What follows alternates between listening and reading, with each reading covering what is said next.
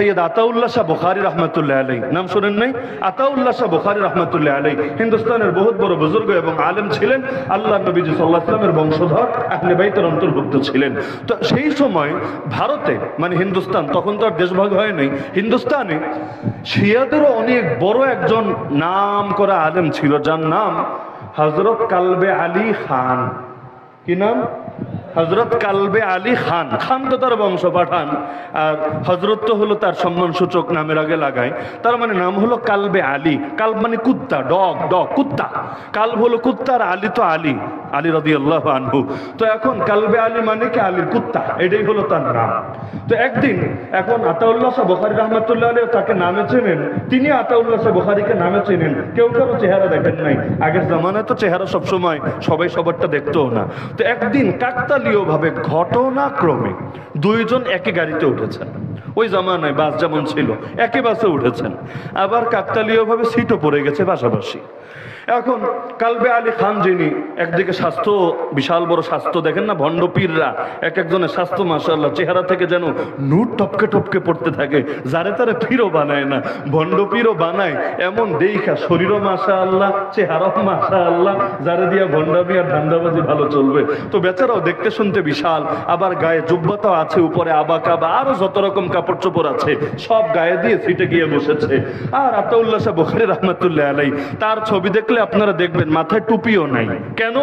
যখন ব্রিটিশ এই দেশে আক্রমণ করেছিল তিনি মাথার টুপিটা খুলে রেখে বলেছিলেন, আরে টুপি হলো ইজ্জতের প্রতীক, আর ব্রিটিশরা আমাদের দেশ দখল করে আমাদেরকে লাঞ্ছিত করেছে, যেই দিন এই ব্রিটিশকে পিটিয়ে পাটিয়ে দেশ ছাড়া করতে পারবো সেদিন আবার ইজ্জতের টুপি মাথায় উঠিয়ে নিব, এর আগ পর্যন্ত ইজ্জতের প্রতীক আমি কিভাবে ধারণ করব।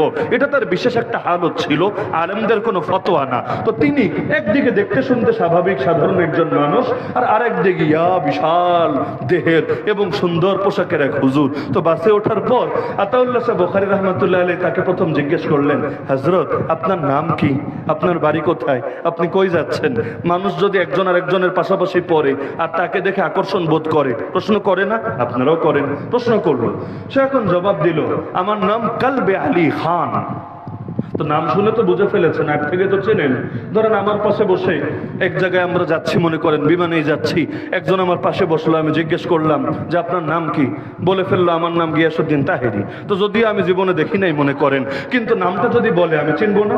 বাস্তবে আমি দেখি নাই সামনাসামনি, কিন্তু আমার পাশে বসে যদি নাম বলে আমি চিনবো না? চিনে ফেলবো। তো যেই বললেন কালবে আলী খান, সঙ্গে সঙ্গে তিনি তো বুঝে ফেললেন, আরে এই মাল তো সেই মাল, শিয়াদের বড় হুজুর, খুব বেশি পেরেশানিতে রাখে।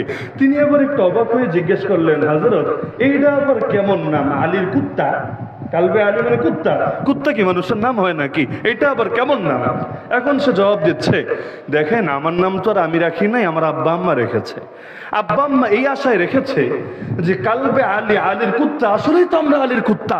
কারণ আপনারা জানেন শিয়ারা আলী রাদিয়াল্লাহু আনহু, হাসান হুসাইন, ফাতেমা রাদিয়াল্লাহু আনহুম, তাদেরকে কেন্দ্র করে ওদের চেতনা এবং ওদের এই মতবাদের ভিত্তি দাঁড় করিয়েছে।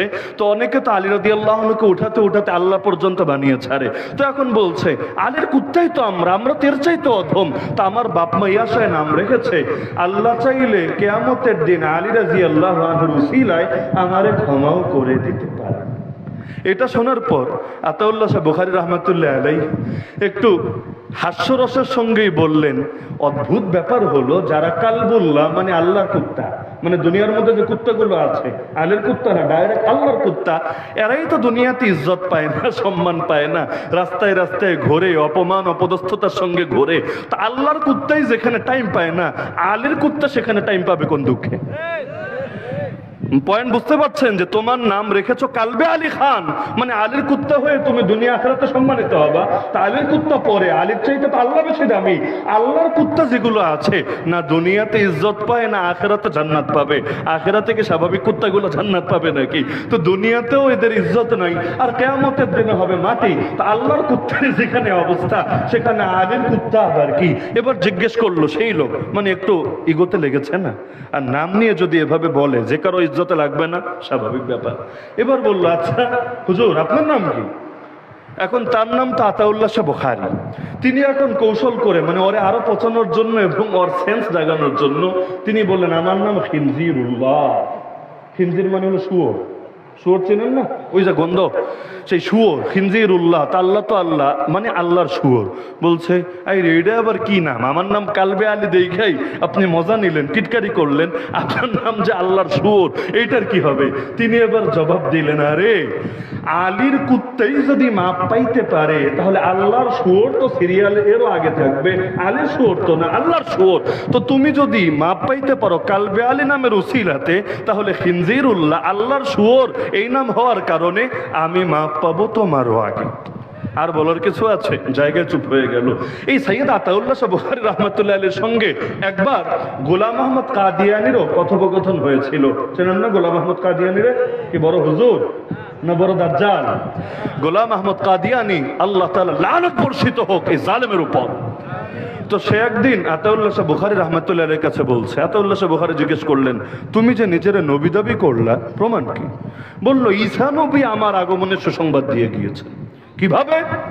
ঈসা নবীর ব্যাপারে কোরআনে আছে সূরা সাফের মধ্যে 28 নম্বর পারা 11 নম্বর পৃষ্ঠা, মুবাশশিরান বিরাসূলিন ইয়াতি মিন বাদি ইসমুহু আহমদ। তিনি এমন একজন রাসূলের আগমনের সুসংবাদ দিয়েছিলেন যার নাম হবে আহমদ।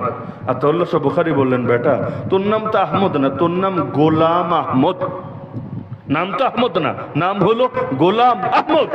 সে বলল, আরে গোলাম রাখো না, আহমদ আছে তো, এইটা নিয়ে তুমি আগে কথা বলো যে ঈসা আলাইহিস সালাম তারপরে যে নবী আসবে ওই নবীর নাম বলে গেছে আহমদ, আর আমিও তো ঈসার আগে আসি না, ঈসার পরে এসেছি, আমার নামও হলো আহমদ। তার মানে আমি যে নবী এটা ঈসা বলে গিয়েছেন, আমি যে নবী কোরআনে আছে, সূরা সফে আছে, 28 নম্বর পারায় আছে। এখন পাগলটা বুঝাবে কেমনে যে তোর নাম আহমদ না, তোর নাম হলো আহমদের গোলাম, গোলাম আহমদ।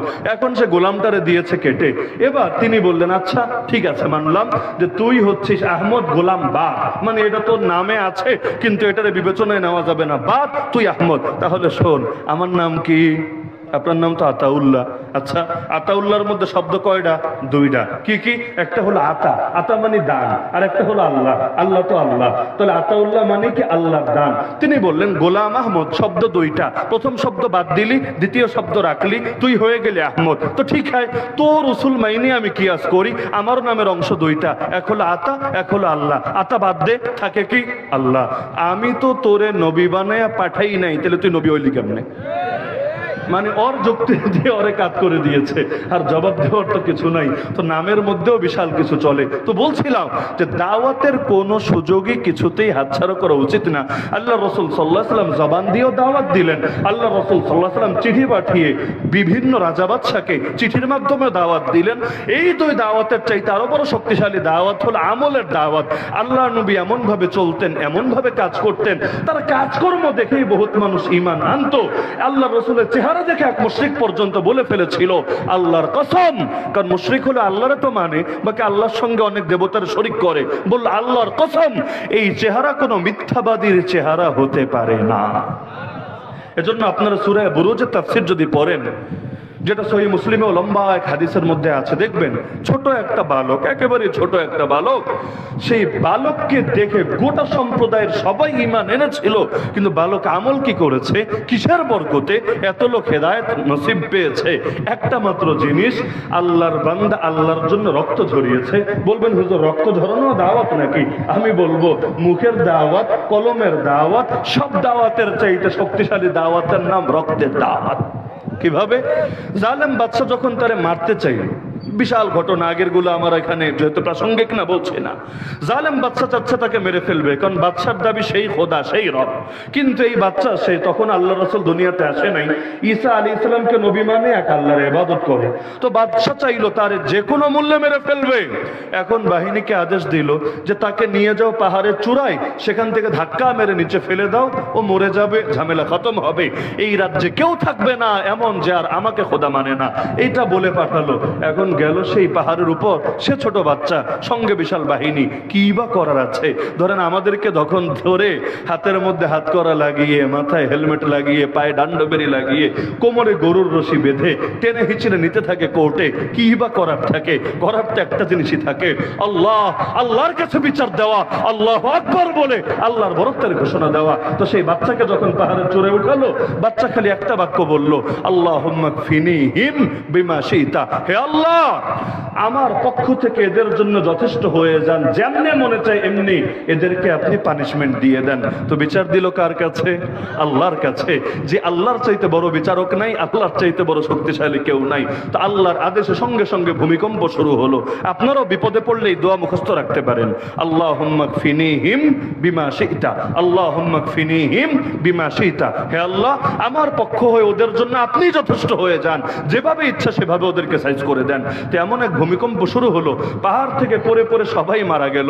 এরপর তাকে মারার জন্য পাঠালো সাগরের মধ্যে, সেখানে গিয়েও একই বাক্য পড়লো, আল্লাহর কুদরত, সমুদ্রের মধ্যে বিশাল বিশাল ঢেউ এসে নৌকাও ডুবিয়ে ফেললো, বাহিনী সবাই মারা গেল, কিন্তু সে আবার নিরাপদে ঠিকই পারে চলে আসলো। আলহামদুলিল্লাহ, আজকের মাহফিলের প্রধান অতিথি হযরতুল আল্লাহ শেখ হযরত মাওলানা আব্দুল আউয়াল সাহেব দামাল বারাকাতুহুল আলী স্টেজে চলে এসেছেন। এখনই গুরুত্বপূর্ণ নসিহত করবেন। আমরা আখেরি মোনাজাত করে বাড়িতে ফিরবো ইনশাআল্লাহ। ওয়া আখিরু দাওয়ানা আলহামদুলিল্লাহি রাব্বিল আলামিন।